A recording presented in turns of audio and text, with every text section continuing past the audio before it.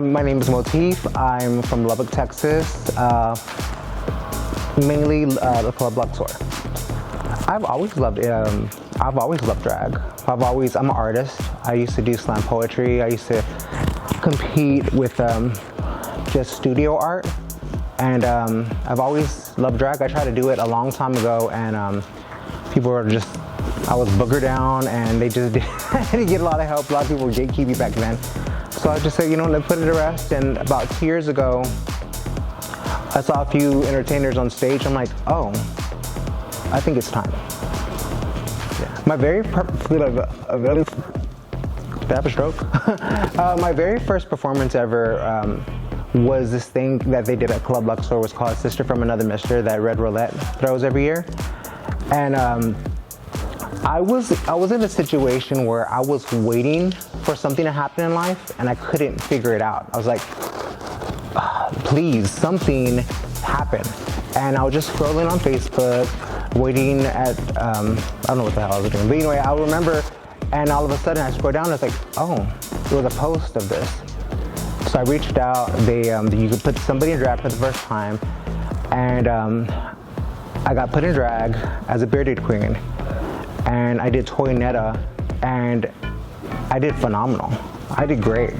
And I remember, like, everybody was out there. I just remember the adrenaline. And I'm a very anxious person. I'm like anxious ridden. Like, that's just who I am. That's part of me. But I did great. I didn't win, but I got close to winning. It was great. It was also McGlair. Some of the other girls have McGlair too. I really loved McGlair and that kind of the angles, just the silhouette. Like I have really broad shoulders, and I'm like, let's bring them even more broad, baby. Let's bring them all the way out to the walls, and I just love that. And I used to be a bald queen for a long time. I would take off my hair, and there'll always be something underneath it, or I would just super glue stones all over to my head. But so this is kind of giving homage to old Motif, having no hair underneath and having it jeweled. So I kind of want to mix the both. Out of the other 11 contestants, who would you say is your biggest competition? Bambi down. Okay. Intestinal blockage. I think what I have is that I'm not afraid. I don't have afraid to look foolish. I'm not afraid to look fierce.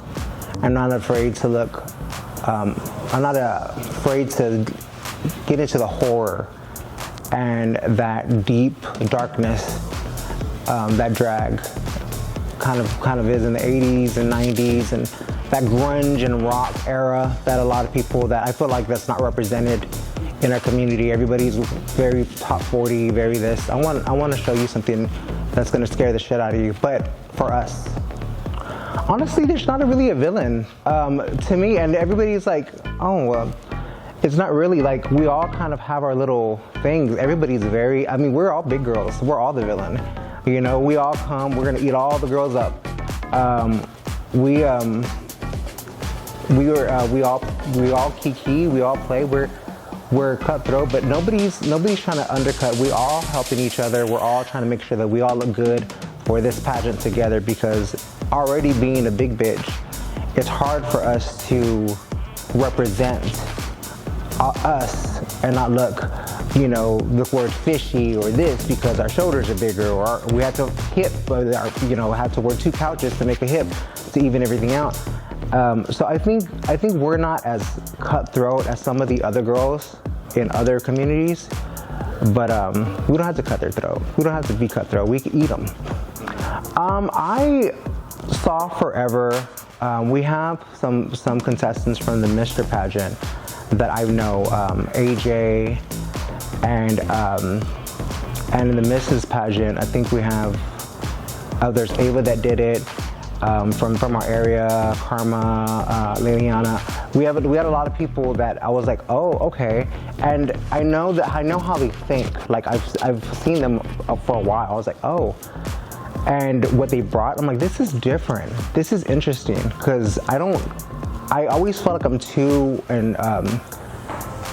eclectic or obtuse even to be in a drag pageant because I don't like to fit in anyone else's mode. I feel like let me start a tradition, you know? But what intrigued me is that what they had to offer, and I wanted to see if I could offer something too. Did your ears pop? Because I'm a client. Oh, let me start that over. Jesus Christ. Did I have a stroke? Let's get in there. That's my tagline. Did your ears pop? Because I'm applying pressure, baby. Okay. Honestly, a lot of people say the crown. A lot of people say, because that's the goal. But I honestly want to take away nothing, honestly. I want to give back. I want people to know that Motif is on your side. And I'm not trying to be like a political person, but I'm just like, I'm representing a demographic in our community that's not seen.